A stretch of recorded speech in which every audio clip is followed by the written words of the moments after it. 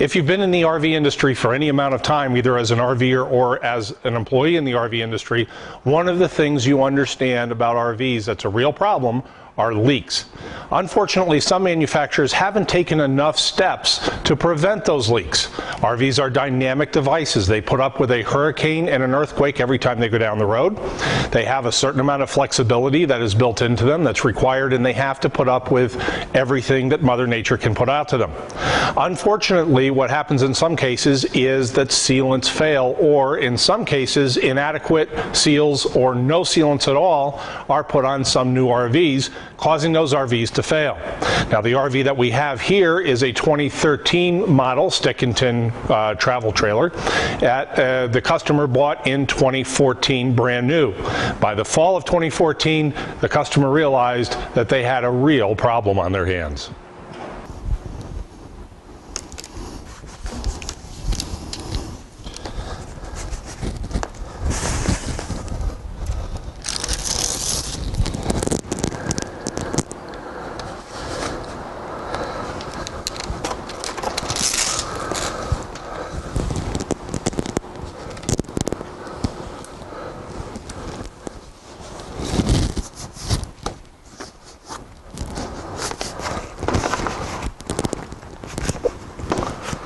Okay, so what we've done here is we've applied the Seal-Tite. Now, there's a couple of things that I haven't mentioned yet about the Seal-Tite. First of all, the elastomeric sealant is very permanent, so once this goes on, it's really going to stick in place, and it's an absolute sealant. Second of all, one of the things that helps is it helps to keep the panels together. So we had this big wide opening, this big wide gap that was here. The gap is now sealed together, but as I came down, I was pulling the pieces together the best that I could. That helps to keep the alignment between the panels. So if you've cut your panels correctly and you have them in place the right way, when you go to put your molding on, you're not having to worry about panels being out of the way. Once you put your liquid sealant on the inside of your corner molding, okay, you're going to put it right in the corner of it, apply it, then you're going to press it on here. Now, I fully expect some of that sealant to come out around the edges. That's fine.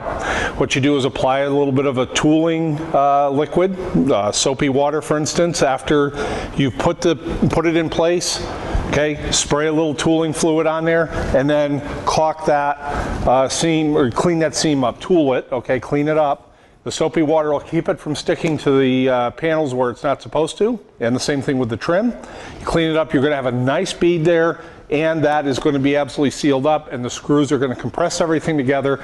You've got a tight seal that is not going to open up again.